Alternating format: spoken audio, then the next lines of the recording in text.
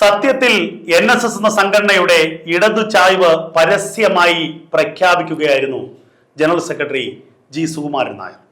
ഒളിഞ്ഞും തെളിഞ്ഞും നേരത്തെ ഉന്നയിക്കപ്പെട്ട ആരോപണങ്ങൾക്ക് കൃത്യമായ മറുപടി.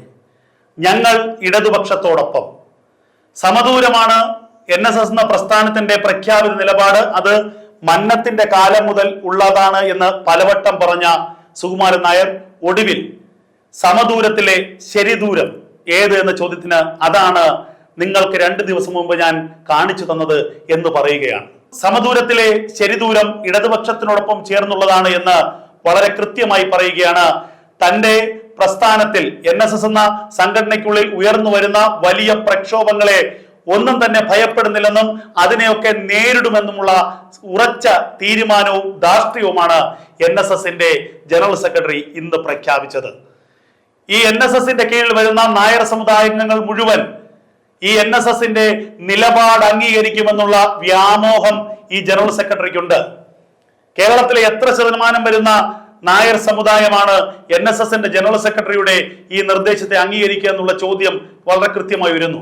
പക്ഷെ ഒരു കാര്യം വ്യക്തമാണ്, രാഷ്ട്രീയമായി NSSന്റെ പിന്തുണ CPMന് ഗുണമാണോ ദോഷമാണോ ഉണ്ടാക്കുകയെന്ന് കാത്തിരുന്ന് തന്നെ കാണേണ്ടി വരും. കാരണം NSS CPMനോട് ഇത്രയധികം അടുക്കുന്നത് SNDP യോഗത്തിന് വലിയ താല്പര്യമുള്ള വിഷയമല്ല. എല്ലാ കാലത്തും NSS ഒരു സമദൂര സിദ്ധാന്തം സ്വീകരിക്കുകയും SNDP യോഗം ഇടതുപക്ഷത്തിനോടൊപ്പം ചായ്ന്നു നിന്നുകൊണ്ടുള്ള നിലപാട് പ്രഖ്യാപിക്കുകയും ചെയ്യുന്നതാണ് നമ്മൾ അടുത്തിവരെ കണ്ടിട്ടുള്ളത്. അതിന്റെ രാഷ്ട്രീയ നേട്ടവും അതിന്റെ ഭൗതിക നേട്ടവും SNDP യോഗം നേടുകയും ചെയ്യുന്നുണ്ട്. അവിടെയൊക്കെ ഒരു സമദൂര സിദ്ധാന്തം പിടിച്ചു നിന്ന NSS പൊടുന്നനെ അയ്യപ്പ സംഗമ വിഷയത്തിൽ, ശബരിമല വിഷയത്തിൽ അടക്കം ഇടതുപക്ഷത്തോടൊരു ചായ്വ് പ്രകടിപ്പിച്ച് ഇടതുപക്ഷത്തോട് അടുക്കുമ്പോൾ സ്വാഭാവികമായും അർഹതപ്പെട്ട പരിഗണന അല്ലെങ്കിൽ കിട്ടിക്കൊണ്ടിരുന്ന പരിഗണന ചിലപ്പോൾ SNDP യോഗത്തിന് നഷ്ടപ്പെട്ടേക്കാമെന്നുള്ള ഒരു ഭയം SNDPക്ക് ഉണ്ടാകാം. അതുകൊണ്ട് തന്നെ ഈ ബാന്ധവം CPM NSS ബാന്ധവം SNDP ആഗ്രഹിക്കുന്നില്ല. മറ്റൊന്ന്, ഈ ഒരു ബാന്ധവത്തിലൂടെ അല്ലെങ്കിൽ ഈ ഒരു പുതിയ ഐക്യത്തിലൂടെ NSSന്റെ ഭാഗമായിട്ടുള്ള നായർ സമുദായാംഗങ്ങൾ അതിൽ വലിയൊരു വിഭാഗം നിഷ്പക്ഷരാണ്, ഏതെങ്കിലും ഒരു പാർട്ടിയുടെ ഭാഗമായിട്ടല്ല. നേരത്തെ ശബരിമല പ്രക്ഷോഭത്തിന് ശേഷം കുറെയൊക്കെ NSSന്റെ അംഗങ്ങൾ അല്ലെങ്കിൽ നായർ സമുദായാംഗങ്ങൾ BJPയോട് അടുത്തു എന്നുള്ളത് യാഥാർത്ഥ്യമാണ്. പക്ഷേ ഒരു പ്രതിസന്ധി ഘട്ടം വരുമ്പോൾ ആ പ്രതിസന്ധി ഘട്ടത്തിൽ വോട്ട് ചെയ്യുക എന്നുള്ളത് രാഷ്ട്രീയത്തിനപ്പുറമായിട്ട് ഒരു സംഘടനയ്ക്കുള്ള താല്പര്യവും കൂടി സംരക്ഷിച്ചുകൊണ്ടായിരിക്കും ചെയ്യുന്നത്. അത് 2019 ലോക്സഭാ തെരഞ്ഞെടുപ്പിൽ നമ്മൾ കണ്ടതാണ്. UDFന് വലിയ വിജയം, അയ്യപ്പ ശബരിമല വിഷയത്തിലും ശബരിമലയിലെ ആ വിവാദങ്ങളുടെയും ഏറ്റവും വലിയ രാഷ്ട്രീയ നേട്ടം ഉണ്ടാക്കിയെടുത്തത് കോൺഗ്രസ് ആണ്.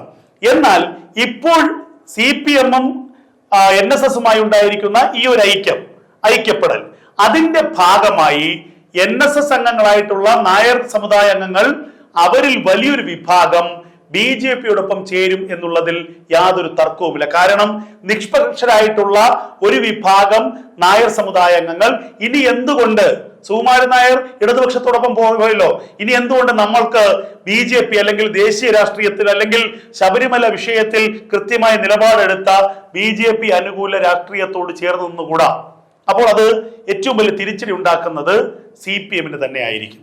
കാരണം CPM NSS ജനറൽ സെക്രട്ടറിയെ ചേർത്ത് നിർത്തിയപ്പോൾ അതിന്റെ ഭാഗമായിട്ടുള്ള വലിയൊരു വിഭാഗം അണികൾ എതിർ രാഷ്ട്രീയ പാർട്ടിയായ അല്ലെങ്കിൽ എതിർ രാഷ്ട്രീയമായ BJPയോടൊപ്പം ചേരുന്നു.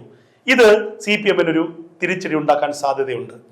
ഒന്നുകിൽ ഈ ഒരു ബാന്ധവത്തിലൂടെ കേരളത്തിലെ CPM ഒരിക്കൽ കൂടി അധികാരത്തിലേക്ക് എത്തും, അല്ലെങ്കിൽ ഇടതുപക്ഷം ഒരിക്കൽ കൂടി അധികാരത്തിലേക്ക് എത്തും.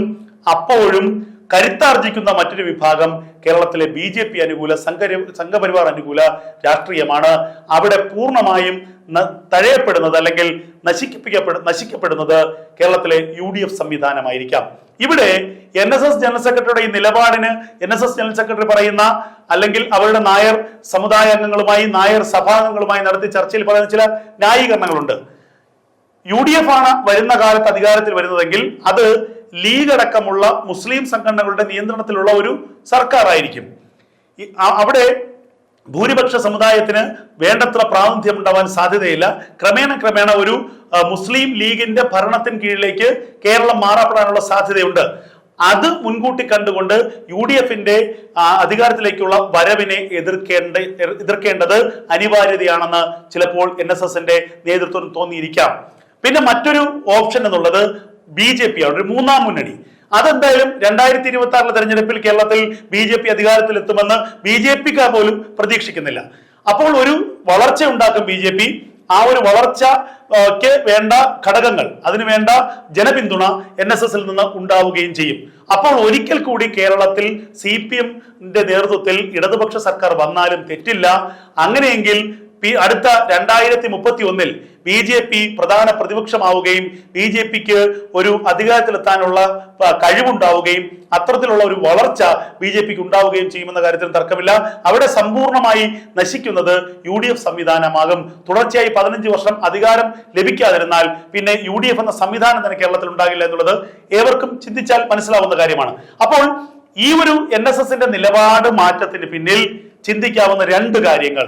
ഒന്ന്, ഈ തീരുമാനത്തിലൂടെ വരുന്ന 5 വർഷം കൂടി NSSനും SNDPക്കും ഒക്കെ ബന്ധമുള്ള മുസ്ലിം ഭൂരിപക്ഷമല്ലാത്ത ഒരു സർക്കാർ ഭരിക്കുക. അതിന്റെ ഒരു ആത്യന്തികമായ ഗുണഫലം BJPക്ക് ലഭിക്കുക. ഇതായിരിക്കാം ഒരു ചിന്ത. പക്ഷേ ഉയരുന്ന ഏറ്റവും പ്രധാനപ്പെട്ട ചോദ്യം, ഈ NSS ബാന്ധവത്തിലൂടെ CPMന് നേട്ടമാണോ കോട്ടമാണോ ഉണ്ടാവുക? CPMനും ഇടതുപക്ഷത്തിനും ഇത് വലിയ ഊരാക്കുടുക്കായി മാറുമോ എന്ന ചോദ്യം ഏറ്റവും പ്രസക്തമായി ഉയരുന്നുണ്ട്.